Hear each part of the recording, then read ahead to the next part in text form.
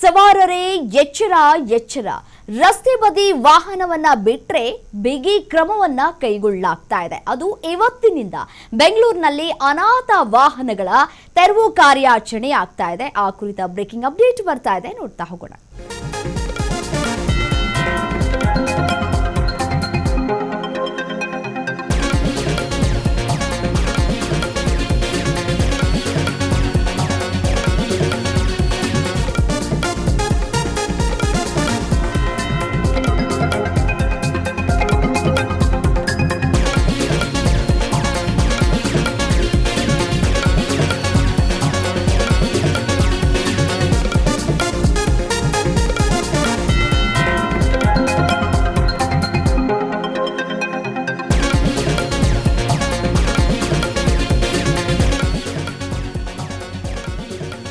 ಇವತ್ತಿನಿಂದ ಬೆಂಗಳೂರಿನಲ್ಲಿ ಅನಾಥ ವಾಹನಗಳ ತೆರವು ಕಾರ್ಯಾಚರಣೆ ಚುರುಕುಗೊಳ್ತಾ ಇದೆ. ಜಿಬಿಎ ಟ್ರಾಫಿಕ್ ಪೊಲೀಸರಿಂದ ಜಂಟಿ ಕಾರ್ಯಾಚರಣೆಯನ್ನ ನಡೆಸಲಾಗ್ತಾ ಇದೆ. ರಸ್ತೆ ಬದಿ ನಿಲ್ಲಿಸಿದಂತಹ ವಾಹನಗಳಿಗೆ 7 ದಿನಗಳ ಕಾಲ ನೋಟಿಸ್ ಅನ್ನ ಕೂಡ ಕೊಟ್ಟಿರ್ತಾರಲ್ಲ, ಅದಕ್ಕೆ ಗಡುವನ್ನ ಕೂಡ ನೀಡಲಾಗುತ್ತೆ. ರಸ್ತೆ ಬದಿ ನಿಂತಿರುವಂತಹ ವಾಹನಗಳಿಗೆ ನೋಟಿಸ್ ಕೊಡುವಂತಹ ಕೆಲಸ ಎಂದಿನಿಂದ ಆರಂಭ ಆಗ್ತಾ ಇದೆ. ವಾಹನಗಳಿಗೆ ನೋಟಿಸ್, ವೀಲ್ ಲಾಕ್, ಬಳಿಕ ವಾಹನ ಜಪ್ತಿಯನ್ನ ಮಾಡುವುದಕ್ಕೆ ಇದೀಗ ಸರ್ಕಾರ ಚಿಂತನೆಯನ್ನ ನಡೆಸಿದೆ. ಸೊ ಹಾಗಾಗಿ ನೋಡಿ, ಎಲ್ಲಿ ಬೇಕಲ್ಲಿ ವಾಹನವನ್ನ ನಿಲ್ಲಿಸ್ಬಿಡೋದು, ಸಂಚಾರಕ್ಕೆ ಸಮಸ್ಯೆಗಳನ್ನು ಮಾಡುವಂತಹ ಕೆಲಸಗಳನ್ನು ಮಾಡಲಾಗ್ತಾ ಇತ್ತು. ಸೊ ಹಾಗಾಗಿ ಈಗ ಅಂತಹ ವಾಹನಗಳನ್ನು ತೆರವು ಮಾಡುವಂತಹ ಕಾರ್ಯಾಚರಣೆಗೆ ಸರ್ಕಾರ ಇದೀಗ ಮುಂದಾಗ್ತಾ ಇದೆ. ಈಗಾಗಲೇ ಕೃಷ್ಣ ಬೈರೇಗೌಡರು ಕೂಡ ಹೇಳಿದ್ರು, ಖುದ್ದು ಇದೀಗ ಸಚಿವರೇ ಫೀಲ್ಡ್ಗಿಳಿದು ಸ್ಟಿಕ್ಕರ್ ಅನ್ನ ಅಂಟಿಸುವಂತಹ ಕೆಲಸವನ್ನ ಮಾಡ್ತಾ ಇದ್ದಾರೆ. ದೃಶ್ಯದಲ್ಲಿ ಗಮನಿಸ್ತಾ ಇದ್ದೀರಿ. 1 ತಿಂಗಳು, 2 ತಿಂಗಳು, 3 ತಿಂಗಳು ಯಾರೂ ಹೇಳೋಲ್ಲ, ಯಾರೂ ಕೇಳೋದಿಲ್ಲ. ನಾನು ಇಲ್ಲಿ ವಾಹನ ನಿಲ್ಲಿಸಿದ್ರೆ ಅನ್ನುವಂತಹ ಬೇಜವಾಬ್ದಾರಿತನದ ವಾಹನ ಮಾಲೀಕರಿಗೆ ಇದೊಂದು ಬುದ್ಧಿ ಕಲಿಸುವಂತಹ ಕೆಲಸಗಳು ಆಗ್ತಾ ಇದೆ. ಈಗ ಪ್ರಶ್ನೆ ಮಾಡ್ಬೋದು ವಾಹನ ಮಾಲೀಕರು, ನಮಗೆ ನಿಲ್ಲಿಸ್ಕೊಳ್ಳೋದಕ್ಕೆ ಜಾಗ ಇಲ್ಲ, ಸೊ ಹಾಗಾಗಿ ನಮಗೆ ಎಲ್ಲಿ ಸ್ಥಳ ಇರುತ್ತೋ ಅಲ್ಲಿ ಹೋಗಿ ನಿಲ್ಲಿಸ್ಕೊಳ್ತೀವಿ ಅಂತ ಕೂಡ ಹೇಳ್ಬೋದು, ಸಬೂಬನ್ನ ಕೊಡ್ಬೋದು. ಆದರೆ ಇದ್ಯಾವ ಸಬೂಬಿಗೂ ಕೂಡ ಸರ್ಕಾರ ಕಿವಿಗೊಡುವಂತಹ ಕೆಲಸವನ್ನ ಮಾಡ್ತಾ ಇಲ್ಲ. ಕಾರಣ ಇಷ್ಟೇ, ಸಮಸ್ಯೆ ಆಗಬಾರದು ಅಂತ ಹೇಳಿ ಇವತ್ತಿನಿಂದ ಅನಾಥ ವಾಹನಗಳ ವಿರುದ್ಧ ಕಾರ್ಯಾಚರಣೆ ಆರಂಭ ಆಗ್ತಾ ಇದೆ. ಕಾರ್ಯಾಚರಣೆ ಸಾಂಕೇತಿಕ ಚಾಲನೆಯನ್ನ ಕೂಡ ಕೊಟ್ಟಿದ್ದಾರೆ ಸಚಿವ ಕೃಷ್ಣ ಬೈರೇಗೌಡ. ವಾಹನಕ್ಕೆ ನೋಟಿಸ್ ಅನ್ನ ಅಂಟಿಸಿ ಗಾಡಿಯ ಚಕ್ರವನ್ನ ಲಾಕ್ ಮಾಡಿದ್ದಾರೆ ಸಚಿವರು. ಜಿಬಿಎ ಅಧಿಕಾರಿಗಳು, ಟ್ರಾಫಿಕ್ ಪೊಲೀಸರ ಸಮ್ಮುಖದಲ್ಲಿ ಕಾರ್ಯಾಚರಣೆ ಆಗ್ತಾ ಇದೆ. ನಗರ ರಸ್ತೆಗಳನ್ನ ಅಡೆತಡೆ ಮುಕ್ತಗೊಳಿಸೋದಕ್ಕೆ ಈ ಒಂದು ಕಾರ್ಯಾಚರಣೆ ಚುರುಕುಗೊಳ್ತಾ ಇದೆ. ಅನಾಥ ವಾಹನಗಳ ವಿರುದ್ಧ ಜಿಬಿಎ ಖಡಕ್ ಆಗಿಯೇ ಕ್ರಮವನ್ನ ತೆಗೆದುಕೊಳ್ಳುವಂತಹ ಕೆಲಸಗಳಾಗ್ತಾ ಇದೆ. ಅನಾಥ ವಾಹನಗಳು ಅಂತ ನಾವೇನೀಗ ಕರಿತಾ ಇದೀವಿ, ಎಲ್ಲಿ ಬೇಕಲ್ಲಿ ವಾಹನಗಳನ್ನ ನಿಲ್ಲಿಸೋದು, ಮತ್ತು ಅದು ಸಾಕಷ್ಟು ಧೂಳು ಹಿಡಿದ್ಬಿಟ್ಟಿರುತ್ತೆ, ಅದನ್ನು ತೆಗೆಯುವಂತಹ ಕೆಲಸಗಳನ್ನು ಮಾಡಿರೋದಿಲ್ಲ, ಅಥವಾ ಅದೇನಾದರೂ ಕೆಟ್ಟೋಗ್ಬಿಡುತ್ತೆ. ಕೆಟ್ಟಿರುವಂತಹ ವಾಹನವನ್ನು ನಿಲ್ಲಿಸದಲ್ಲಿಯೇ ನಿಲ್ಲಿಸುವಂತಹ ಕೆಲಸಗಳಾಗಿರುತ್ತೆ. ಅದನ್ನು ಸರಿ ಮಾಡಿಸ್ಬೇಕಾದಂತಹ ವಾಹನ ಮಾಲೀಕರು ಏನೋ ಒಂದು ಸಬೂಬನ್ನು ಕೊಟ್ಟು, ಸದ್ಯಕ್ಕೆ ಇವಾಗ ಹಣ ಇಲ್ಲ, ಮುಂದೆ ಯಾವಾಗಾದರೂ ಸರಿ ಮಾಡಿಸ್ಕೊಂಡ್ರೆ ಆಗತ್ತೆ, ಸೊ ಇರಲಿ ಬಿಡು ಅನ್ನುವಂತಹ ಕೆಲಸಕ್ಕೆ ಮುಂದಾಗಿರ್ತಾರೆ. ಸೊ ಹಾಗಾಗಿ ಅಂತಹ ವಾಹನಗಳನ್ನು ಇದೀಗ ನೋಡಿ ಮಾಡಿ ಸ್ಟಿಕ್ಕರನ್ನು ಅಂಟಿಸುವಂತಹ ಕೆಲಸಗಳಾಗ್ತಾ ಇದೆ. ನೋಡಿ, ದೃಶ್ಯಾವಳಿಗಳಲ್ಲಿ ಗಮನಿಸ್ತಾ ಇದ್ರಿ. ಮೊದಲು ನೋಟಿಸನ್ನು ಕೊಡ್ತಾರೆ. ಆ ನೋಟಿಸ್ಗೆ ಕಾಲಾವಕಾಶ ಕೂಡ ಇರುತ್ತೆ. 7 ದಿನಗಳ ಕಾಲ ಗಡುವಿರುತ್ತೆ. ಆ 7 ದಿನದ ಒಳಗಾಗಿ ರಿಯಾಕ್ಟ್ ಮಾಡಲಿಲ್ಲ ವಾಹನ ಮಾಲೀಕರು ಅಂತಂದರೆ ಅದನ್ನು ಕ್ಲಿಂಪ್ ಮಾಡುವಂತಹ ಕೆಲಸವನ್ನು ಮಾಡ್ತಾರೆ. ಅಂದರೆ ಅದನ್ನು ಲಾಕ್ ಮಾಡುವಂತಹ ಕೆಲಸ, ಚೈನನ್ನು ಅಳವಡಿಕೆ ಮಾಡುವಂತಹ ಕೆಲಸಗಳು ಆಗುತ್ತೆ.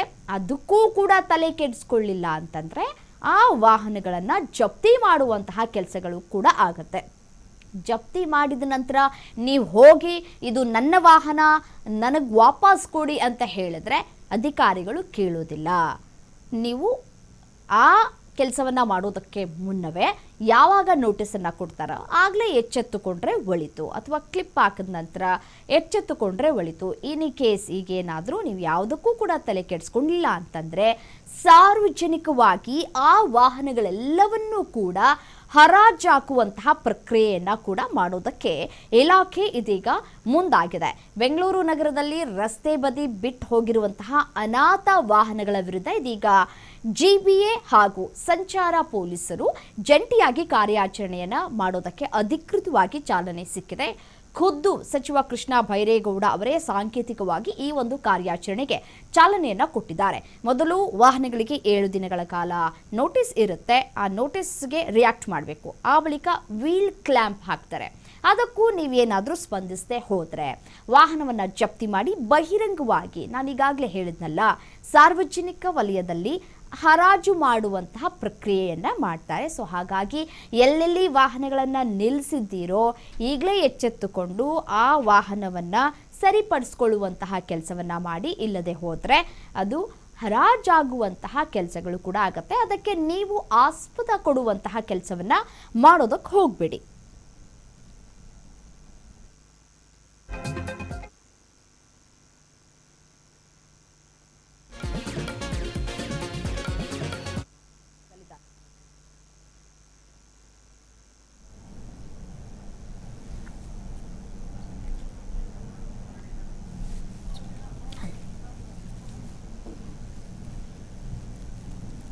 ಇದೇ ವಿಚಾರಕ್ಕೆ ಸಂಬಂಧಪಟ್ಟಂತೆ ಮತ್ತಷ್ಟು ಡೀಟೇಲ್ಸ್ ಕೊಡ್ತಾ ಹೋಗ್ತಾರೆ ನಮ್ಮ ಪ್ರತಿನಿಧಿ ಜಯಶ್ರೀ ದೂರವಾಣಿ ಸಂಪರ್ಕದಲ್ಲಿದ್ದಾರೆ. ಜಯಶ್ರೀ, ರಸ್ತೆ ಬದಿ ವಾಹನವನ್ನ ಬಿಟ್ಟಿರುವಂತಹ ವಾಹನಗಳನ್ನ ಜಪ್ತಿ ಮಾಡುವಂತಹ ಕೆಲಸಗಳಾಗತ್ತೆ ಅಂತ ಹೇಳಲಾಗ್ತಾ ಇತ್ತು. ಈಗ ನೋಟಿಸ್ ಅನ್ನ ಕೂಡ ಅಂಟಿಸಲಾಗ್ತಾ ಇದೆ. ಖುದ್ದು ಕೃಷ್ಣ ಬೈರೇಗೌಡರ ಅವರೇ ನೋಟಿಸ್ ಅನ್ನ ಅಂಟಿಸುವಂತಹ ಕೆಲಸವನ್ನ ಮಾಡಿದ್ದಾರೆ. ಸೊ ಈ ಒಂದು ಕಾರ್ಯಾಚರಣೆ ಹೇಗೆ ಸಾಗ್ತಾ ಇದೆ, ಡೀಟೇಲ್ಸ್ ಕೊಡ್ತಾ ಹೋಗೋದಾದ್ರೆ? ಎಸ್ ರಮ್ಯಾ, ಇಷ್ಟು ದಿನ ಎಚ್ಚರಿಕೆ ಕೊಟ್ಟರು ಕೂಡ ಡೋಂಟ್ ಕೇರ್ ಅಂತಿದ್ದ ವಾಹನ ಮಾಲೀಕರಿಗೆ ಈಗ ಜಿಬಿಎ ಶಾಕ್ ನೀಡಿದೆ. ಮುಖ್ಯವಾಗಿ ಬೆಂಗಳೂರಿನ ರಸ್ತೆ ಮತ್ತು ಫುಟ್ಪಾತ್ ಗಳಲ್ಲಿ ವಾರಾನುಗಟ್ಲೆ ಮತ್ತು ತಿಂಗಳುಗಟ್ಲೆ, ವರ್ಷಾನುಗಟ್ಲೆ ಅಂದ್ರೆ ತಮ್ಮ ಮನೆ ಬಳಿ ಅಥವಾ ಕಚೇರಿ ಬಳಿ ಜಾಗ ಇಲ್ಲ ಅಂತಹ ನಿಲ್ಲಿಸಿ ರಸ್ತೆ ಬದಿಗಳನ್ನ ಗುಜರಿ ಅಂಗಡಿ ಮಾಡಿರೋದಕ್ಕೆ ಈಗ ಸರ್ಕಾರ ಸರಿಯಾಗಿ ಶಾಕ್ ನೀಡಿದೆ. ಇನ್ನೊಂದು, ಜಿಬಿಎ ಮತ್ತು ಟ್ರಾಫಿಕ್ ಪೊಲೀಸ್ ಇಲಾಖೆ ಜಂಟಿಯಾಗಿ ಈ ಕಾರ್ಯಾಚರಣೆ ಕೈಗೆತ್ತಿಕೊಂಡಿದ್ದು ಇವತ್ತು ಸಚಿವ ಕೃಷ್ಣ ಬೈರೇಗೌಡರು ಕ್ವೀನ್ಸ್ ರಸ್ತೆಯಲ್ಲಿ ವಾಹನಗಳಿಗೆ ನೋಟಿಸ್ ಅಂಟಿಸುವ ಮೂಲಕ ಕಾರ್ಯಕ್ರಮಕ್ಕೆ ಚಾಲನೆಯನ್ನ ನೀಡಿದ್ದಾರೆ. ಹಾಗೆಯೇ ಈತ ಕಡೆ ಜಿಬಿ ಅಧಿಕಾರಿಗಳು ಕೂಡ ನೋಟಿಸ್ ಅಂಟಿಸುವಂತಹ ಕಾರ್ಯಕ್ರಮವನ್ನ ಮುಂದುವರಿಸಿಕೊಂಡಿದ್ದಾರೆ. ಇನ್ನು 15 ದಿನಗಳ ಹಿಂದೆನೆ ಈ ವಿಷಯದ ಬಗ್ಗೆ ಸರ್ಕಾರ ಮನವಿ ಮಾಡಿತ್ತು. ಆದ್ರೂ ಕೂಡ ಕ್ಯಾರೆ ಅಂದಿರ್ಲಿಲ್ಲ. ಈ ವಾಹನದ ಮಾಲೀಕರು ಏನಿದ್ದಾರೆ ಕ್ಯಾರೆ ಅಂದಿರ್ಲಿಲ್ಲ. ಹೀಗಾಗಿ ಈಗ ಜಿಬಿ ಅಧಿಕಾರಿಗಳು ರಸ್ತೆಗೆ ಇಳಿದು ಕೆಲಸವನ್ನ ಶುರು ಮಾಡಿದ್ದಾರೆ. ಈಗಾಗಲೇ 1000ಕ್ಕೂ ಹೆಚ್ಚು ಬಿಡಾಡಿ ವಾಹನಗಳನ್ನ ಗುರುತಿಸಿಕೊಂಡಿದ್ದಾರೆ. ಸದ್ಯಕ್ಕೆ ನಿಯಮ ಉಲ್ಲಂಘಿಸಿದ ವಾಹನಗಳಿಗೆ 500 ರೂಪಾಯಿಯಿಂದ 1,000 ರೂಪಾಯಿ ದಂಡ ವಿಧಿಸಿ 1 ವಾರ ಸಮಯಾವಕಾಶವನ್ನು ಕೂಡ ಕೊಟ್ಟಿದ್ದಾರೆ. ಒಂದು ವೇಳೆ ಈ 1 ವಾರದೊಳಗೆ ಕೂಡ ಮಾಲೀಕರು ಮತ್ತೆ ಉದಾಸೀನವನ್ನ ತೋರಿಸಿದ್ರೆ ತಕ್ಷಣವೇ ಜಿಬಿಎ ಬಂದು ಟೋಯಿಂಗ್ ಮಾಡುತ್ತೆ ಈ ವಾಹನಗಳನ್ನ. ಹಾಗೇನೆ ಟೋಯಿಂಗ್ ಮಾಡಿದಂತಹ ವಾಹನಗಳನ್ನ ಬಹಿರಂಗವಾಗಿ ಹರಾಜು ಮಾಡಲಾಗುತ್ತೆ ಅಂತ ಕೂಡ ಸಚಿವ ಕೃಷ್ಣ ಬೈರೇಗೌಡರು ಎಚ್ಚರಿಕೆಯನ್ನ ನೀಡಿದ್ದಾರೆ.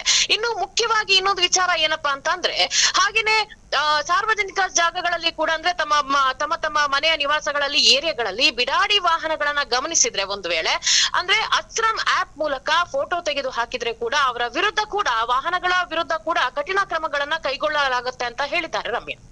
ಓಕೆ ಜಯಶ್ರೀ, ನೋಡಿ, ಈಗ ಇನ್ ಕೇಸ್ ಏನಾದರೂ ಯಾರಾದರೂ ವಾಹನ ಮಾಲೀಕರು ಹೊರದೇಶಕ್ಕೆ ಏನಾದರೂ ಹೋಗಿದ್ರೆ, ಬರೋದು ತಡ ಆದರೆ ಅಂಥವ್ರಿಗೇನಾದರೂ ಇಲ್ಲಿ ಕ್ರಮ ತೆಗೆದುಕೊಳ್ಳುವಂತಹ ಸಾಧ್ಯತೆಗಳು ಇದೆಯಾ, ಅಥವಾ ಸಡಿಲಿಕೆ ಮಾಡುವಂತಹ ಕೆಲಸಗಳಾಗಿದೆಯಾ ಅಂತ?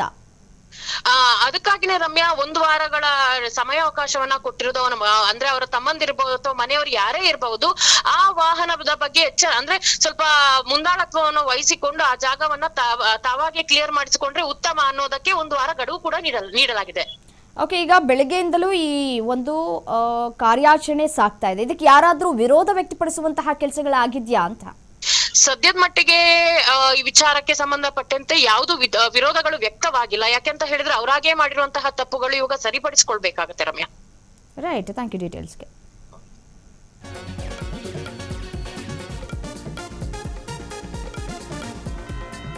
ರೈಟ್, ನೋಡಿ, ಈಗಾಗಲೇ ಮಾಹಿತಿಯನ್ನ ಕೊಟ್ಟಿದ್ರು ನನ್ನ ಕಲೀಗ ಜಯಶ್ರೀ.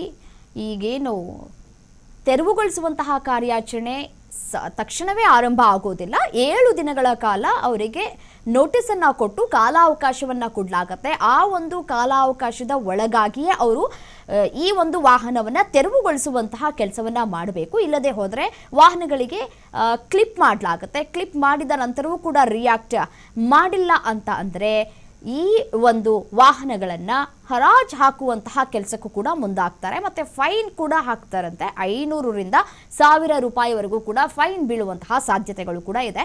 ಸೊ ಹಾಗಾಗಿ ನಾವು ಹೊರದೇಶದಲ್ಲಿದ್ವಿ ಅಥವಾ ಹೊರ ರಾಜ್ಯಕ್ಕೆ ಹೋಗಿದ್ವಿ ಅಂತ ಹೇಳಿ ಅದು ಯಾವುದೇ ರೀತಿಯಾದಂತಹ ಸಬೂಬನ್ನು ಕೊಟ್ಟರೂ ಕೂಡ ಅದನ್ನು ಕೇಳಿಸ್ಕೊಳ್ಳುವಂತಹ ಪರಿಸ್ಥಿತಿಯಲ್ಲಿ ಅಧಿಕಾರಿಗಳು ಇರೋದಿಲ್ಲ ಅನ್ನುವಂತಹ ಮಾಹಿತಿ ಸಿಗ್ತಾ ಇದೆ. ಸೊ ಹಾಗಿದ್ರೆ ಕೃಷ್ಣ ಬೈರೇಗೌಡರು ಏನು ಹೇಳಿದ್ರು ಒಮ್ಮೆ ಕೇಳ್ತಾ ಹೋಗೋಣ.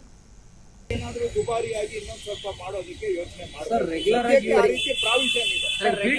ಬಿಡಾಡಿ ವೆಹಿಕಲ್ಗಳನ್ನ ತೆಗಿತಾ ಇದ್ದೀರಾ, ಬಟ್ ನೋ ಪಾರ್ಕಿಂಗ್ ಅಲ್ಲಿ ನಿಲ್ಸೋದಕ್ಕೆ ಟೋಯಿಂಗ್ ಯಾವಾಗಿಂದ ಶುರು ಮಾಡ್ತೀರಾ ಸರ್? ಟೋಯಿಂಗ್ ನ ಅದು ಬೆಂಗಳೂರು ಸೌತ್ ಕಾರ್ಪೊರೇಷನ್ ಅಲ್ಲಿ ಈಗಾಗಲೇ ಆರಂಭ ಮಾಡಿದ್ದಾರೆ. ಅದನ್ನ ಮುಂದಿನ ದಿನಗಳಲ್ಲಿ ಸ್ಟೆಪ್ ಬೈ ಸ್ಟೆಪ್ ಹಿಂದೆ ಏನು ಕೆಲವು ಕಂಪ್ಲೇಂಟ್ಸ್ ಆ ಕಂಪ್ಲೇಂಟ್ಸ್ ಮರುಕಳಿಸದ ಹಾಗೆ ಸ್ವಲ್ಪ ಡಿಸಿಪ್ಲಿನ್ಡ್ ಆಗಿ ಎಲ್ಲೂ ದುರುಪಯೋಗ ಮಾಡೋದಕ್ಕೆ ಅವಕಾಶ ಇಲ್ಲದೆ ಮುಂದಿನ ದಿನಗಳಲ್ಲಿ ಸ್ಟೆಪ್ ಬೈ ಸ್ಟೆಪ್ ಕೆಲವು ಮುಖ್ಯವಾಗಿ ಮುಖ್ಯ ರಸ್ತೆಗಳಿಂದ ಆರಂಭ ಮಾಡಿ ಮುಖ್ಯ ರಸ್ತೆಗಳಲ್ಲಿ ಪಾರ್ಕಿಂಗ್ ಅನ್ನ ವೈಲೇಷನ್ ಮಾಡುವಂತಹದನ್ನ ಪ್ರಯಾರಿಟಿ ಕೊಟ್ಟು ಅಲ್ಲಿ ಇಂದ ಆರಂಭ ಮಾಡಿ. ಯಾಕಂದ್ರೆ ಅಟ್ ಎ ಟೈಮ್ ಎಲ್ಲಾ ಕಡೆ ನಾವು ಮಾಡಕ್ ಆಗುದಿಲ್ಲ, ಒಂದೊಂದು ಆದ್ಯತೆ ಪ್ರಯಾರಿಟಿಯನ್ನ ಇಟ್ಕೋಬೇಕಾಗುತ್ತೆ. ಸೊ ಮೇನ್ ರೋಡ್ಸ್ಗೆ ಪ್ರಯಾರಿಟಿ ಕೊಟ್ಟು ಎಲ್ಲೆಲ್ಲಿ ತುಂಬಾ ಜಾಮ್ ಆಗ್ತಾ ಇದೆ, ಎಲ್ಲಿ ಸ್ಲೋ ಟ್ರಾಫಿಕ್ ಮೂವ್ಮೆಂಟ್ ಇದೆ ಅಂತ ಕಡೆ ಕೂಡ ಟ್ರಾಫಿಕ್ ಕಾನೂನನ್ನ ಪಾರ್ಕಿಂಗ್ ಕಾನೂನನ್ನ ಎನ್ಫೋರ್ಸ್ ಮಾಡೋದು ಸದ್ಯದಲ್ಲಿ ಆರಂಭ ಮಾಡ್ತೀವಿ. ನಾವು ಯಾವುದು ಕೂಡ ರೆಗ್ಯುಲರ್ ಆಗಿ ಮೂವ್ಮೆಂಟ್ ಅಲ್ಲಿರೋ ಗಾಡಿಗಳನ್ನ ನಾವು ಟಾರ್ಗೆಟ್ ಮಾಡ್ತಾ ಇಲ್ಲ.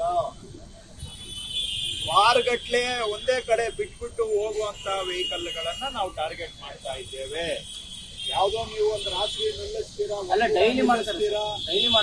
ಆಯ್ತು, ಈಗ ನೋಡಿ, ಇದು 30-40 ವರ್ಷದ ಸಮಸ್ಯೆ. ನಾವು ಮನೆಯಲ್ಲಿ ನೀವು ಪಾರ್ಕಿಂಗು ಜಾಗ ಇಟ್ಕೋಬೇಕು ಅಂತ ಕಾನೂನು ಹೇಳುತ್ತೆ, ಆದ್ರೂ ಕಾನೂನನ್ನ 30-40 ವರ್ಷದಿಂದ ಎನ್ಫೋರ್ಸ್ ಮಾಡಿಲ್ಲ.